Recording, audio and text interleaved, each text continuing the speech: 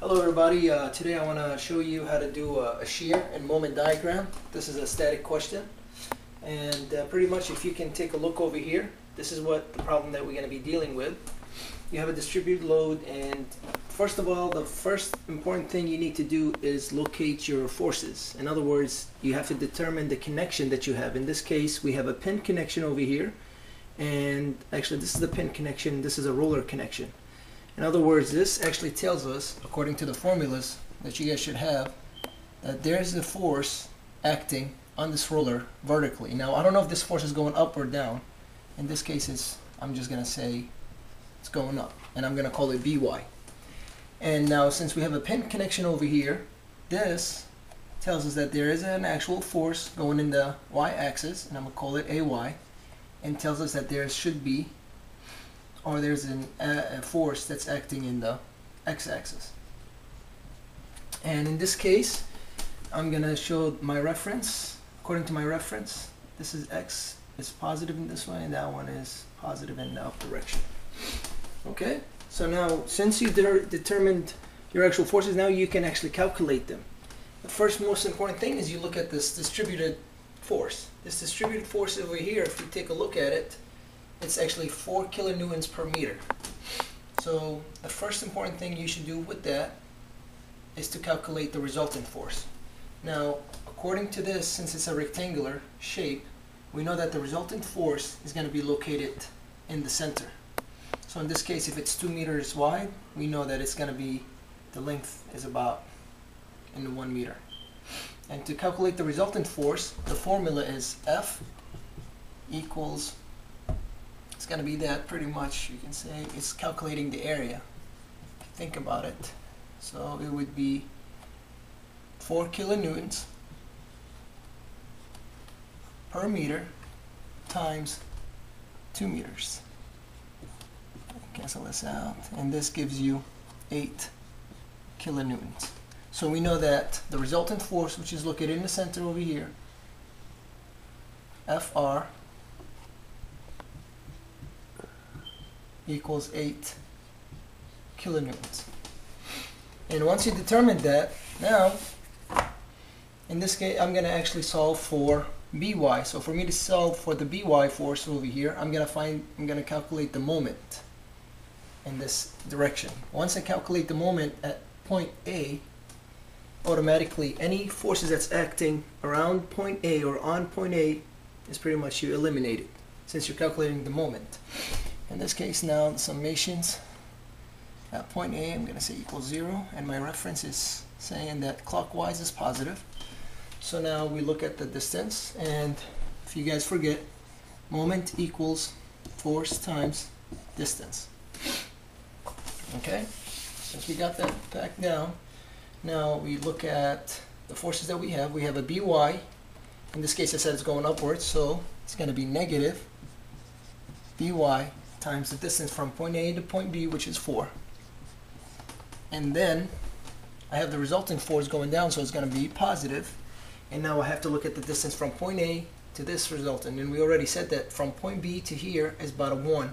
And this is 4, so it's 8 kilonewtons times the distance, which is 5 meters, equals 0. And from there, we only have one variable, so we can calculate for By. And in this case, By should be, what are we looking at over here? We're looking at 40 divided by 4, which should equal to 10 kilonewtons. And in this case, according to my calculations, this, since it's positive, I automatically know that I'm actually correct, that By is actually pointing upward.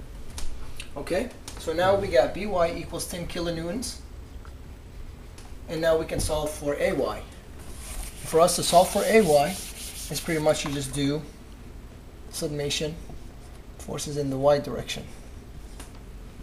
We have Ay plus By minus 8 kilonewtons equals 0. So we know By, so it's Ay plus 10 kilonewtons minus 8 kilonewtons equals 0. AY equals, in this case, AY equals negative 2 kilonewtons. In this case, this one actually, since I already said that according to my drawing, I said that AY actually points upward. Since I got a negative answer, that pretty much tells me that AY is 2 kilonewtons, but in the down direction. So let me change that right here. And I'm going to say that the actual direction is going down, and AY equals 2 kilonewtons. Now, since we don't have any horizontal forces acting on this object, AX is automatically equals to 0. Okay? Once you guys got this down, now we can actually draw the shear and the moment diagram. So let's do the shear diagram. And the shear diagram is pretty much is known as, I think, V, which is pretty much the vertical, the internal forces going upward or downward. And let's do that according to this object. We'll just draw it right here.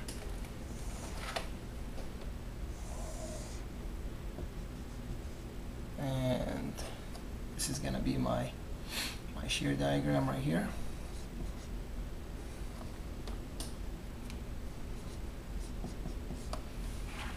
Okay, so now for you to determine the shear diagram, first we have to look at each section. At point A, I have a negative force going downward, or 2 kilonewtons, so I'm going to mark my mark over here. Actually, I'm going to say this is my mark. It's negative 2 kilonewtons. And then from here to here, there's no forces acting, so it's pretty much just going to follow a straight line until we get to this point, which is point B.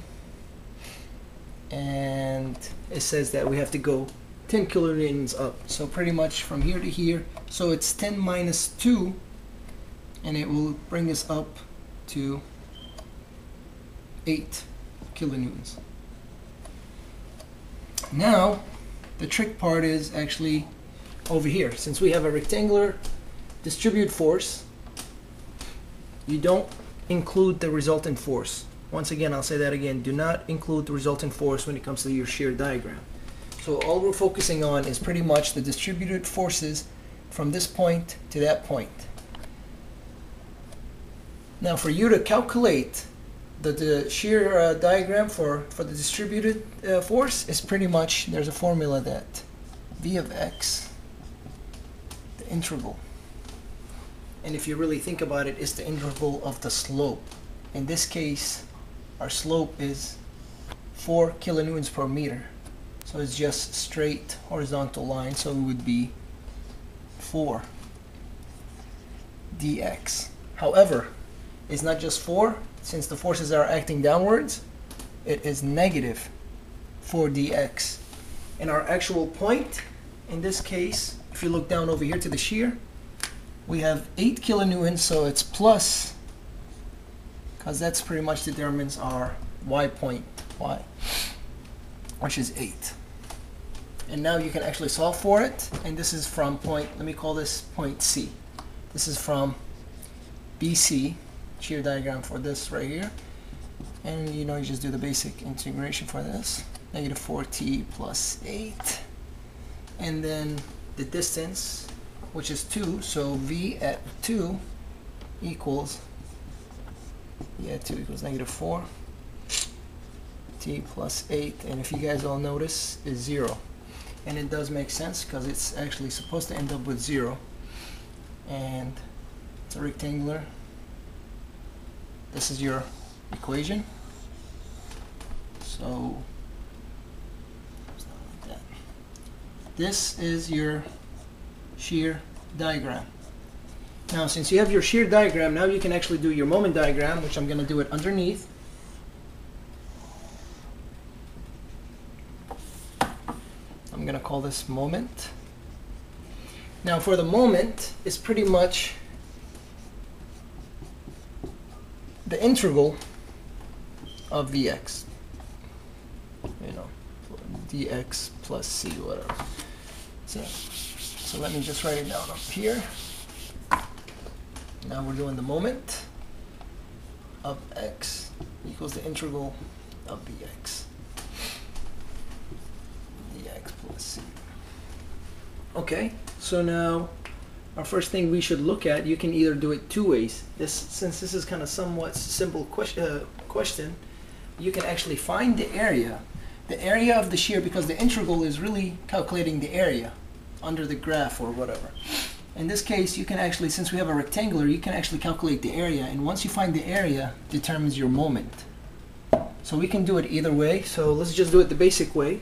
Pretty much right here, I got a -2, the height, and the length is 4. So it's just 4 times -2, which is -8. So that tells me that somewhere at this point, it's a -8. Now there's a trick I want to teach you for you to determine how to draw the graphs for the moment. If you look into this circle right here, this is the best circle. This is the quickest shortcut.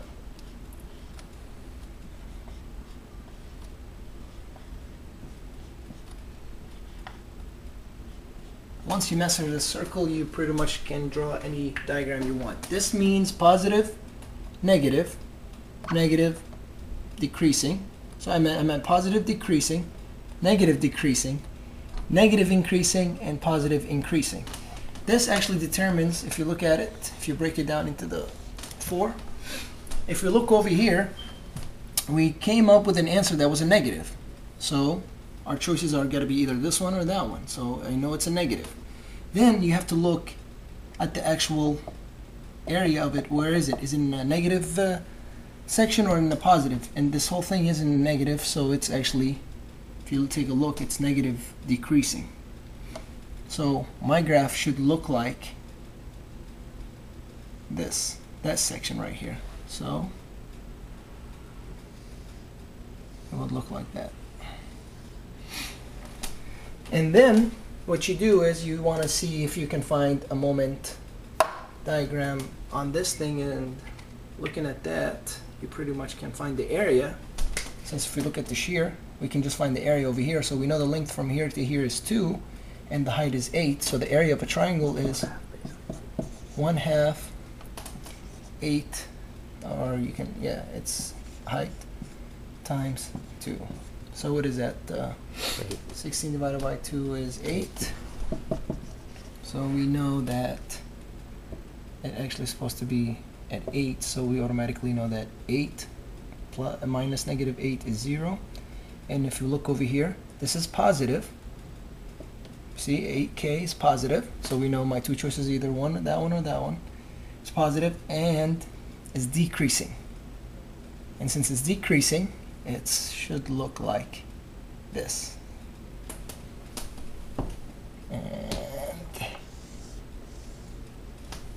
this is your actual, this is your shear, and this is your moment diagram. Now, in case you don't want to do it that way, because some other questions are going to be actually complicated, you can actually do it in an integral form. And the best way to do that is that one right here. Since it's rectangular, you have to calculate the area. That's the only way. Once you get a rectangular shape of for the shear, you just calculate the area and draw it just the way I showed you.